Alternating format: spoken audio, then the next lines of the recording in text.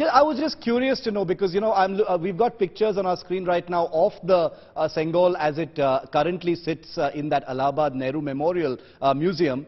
It says golden walking stick gifted to Pandit Jawaharlal Nehru.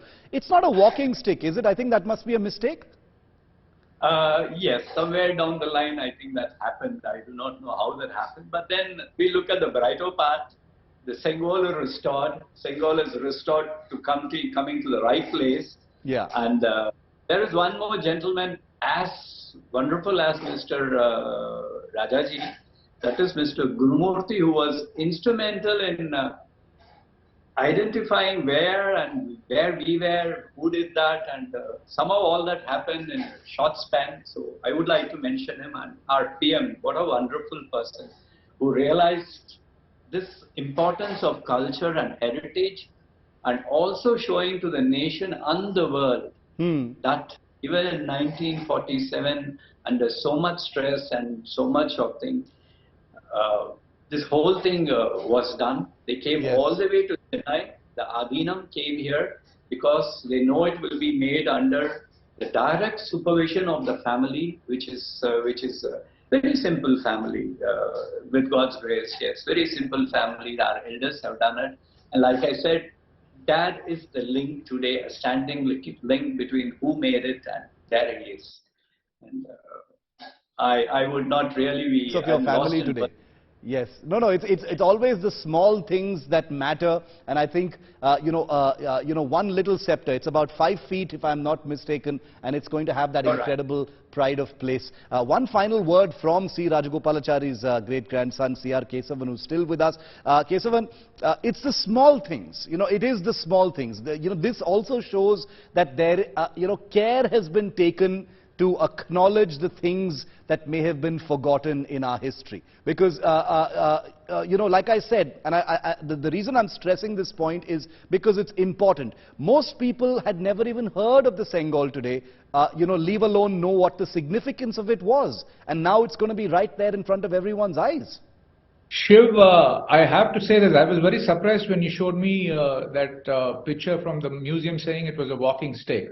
So, but I'll tell you one thing, this is a credit which should be given to the government and our Honorable Prime Minister, because, this is, the younger generation is going to learn about how, what a civilizational connect we have. And more importantly, I think what we should understand is, there is a Tirukkural, you'll understand Tamil, there is a Tirukkural in, 546, I think it says, Velundri Vendri Taruvudu Mannavan, Kolo Thungoda Theni. That means that the kings don't achieve victory by the lance or the sword, but by the way in which they handle the scepter, which we're talking about with equity. And this, the embodiment of this is Narendra Modi ji.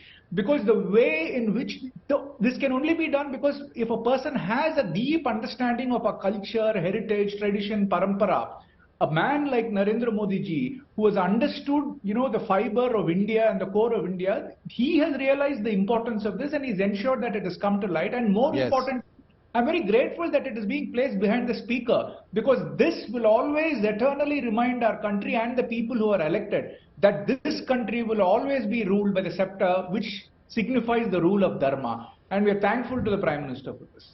I think it's going to be something that everyone is going to look out for. We know we have millions of viewers who are, who are better informed today about the Sengol, and they are going to be looking out for it when that beautiful inauguration ceremony happens on Sunday. I congratulate the both of you, to belong to illustrious families that are directly connected to this wonderful piece of history. A material piece of our history that's now finally going to have its pride of place. Thank you for thoughtfully calling everybody connected to this. Thank you. Thank you, C.R. Kesavan and Uday Vummidi, joining me from Chennai on this wonderful, wonderful day as we put the spotlight on it. I also want to get now some wisdom on this inauguration that's going to happen in a few days now from someone very important. A. Surya Prakash, who I'd like to introduce you to, who's given us his time on the show, is someone who is a vice chairman of the Nehru Memorial Museum and Library. He's been associated with the Prasar Bharati in the past.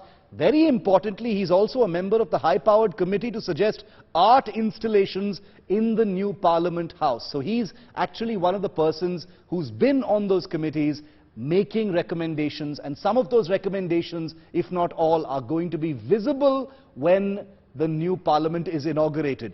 Mr. Surya Prakash, welcome. Thank you for your time, sir. First of all, congratulations. Work that you've done, teams that you've been part of, all of it is going to be visible to the nation in a few days from now.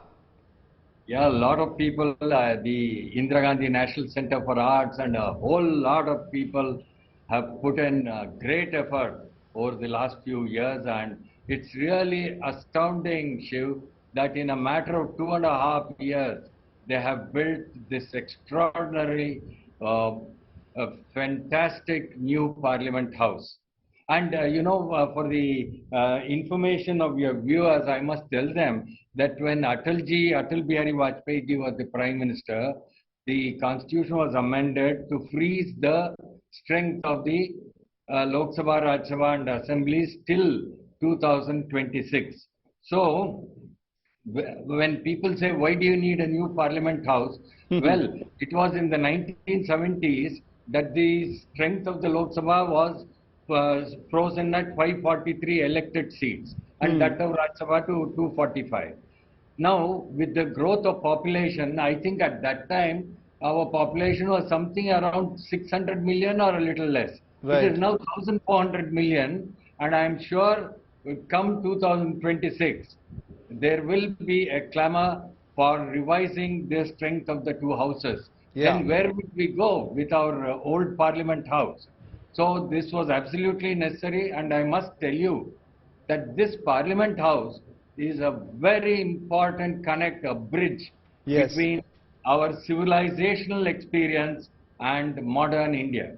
That is the significance of this, and this is not built by Lutyens or Herbert Baker. This is built by our own architects and engineers, and really hats off to them. I think they have done a great job.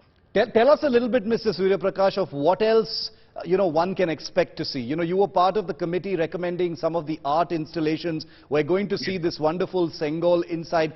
Give us a sneak peek at what else we can expect. Yes, I've had occasion to visit the site when construction was on, and as I told you, the Secretary Culture, IGNCA, and a lot of great art historians have put their heads together to come up with something very, very good for the interiors of this building. And I must tell you that you are going to have a section there which will talk of India being the mother of democracy. In fact, Modi ji just spoke about that even the other day in Sydney. He is the first Prime Minister who has been emphasizing that.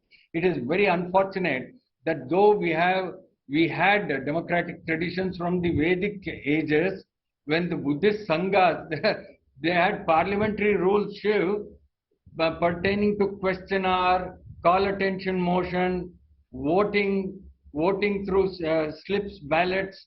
Yeah, I mean, it's absolutely amazing. This, I'm talking of 2,500 years ago, the democratic traditions that were in this country, and nobody spoke about it. What happened was, we all in our school and college grew up, with the Macaulay narrative that the British taught us parliamentary traditions. I'll tell you that is absolutely bunkum. Our parliamentary traditions go back several thousands of years. And Prime Minister Modi has been emphasizing that, and I think the new Parliament House and this Sengol, for example, this is a Chola tradition where you hand over power from one king to the other. There is a mutt in Tamil Nadu. Actually, the previous speakers, Mr. Keshavan and your other guests, they have explained a lot about this Sengol, so I don't have to go into that. But the point is, this gives us our civilizational connect, which was missing in the first 75 years after independence. It is so sad. In fact, Jawaharlal Nehru received that Sengol from the priests. After Rajaji's advice, they were thrown into Delhi, and Nehru received the Sengol just a little while before his famous Tryst for Destiny speech.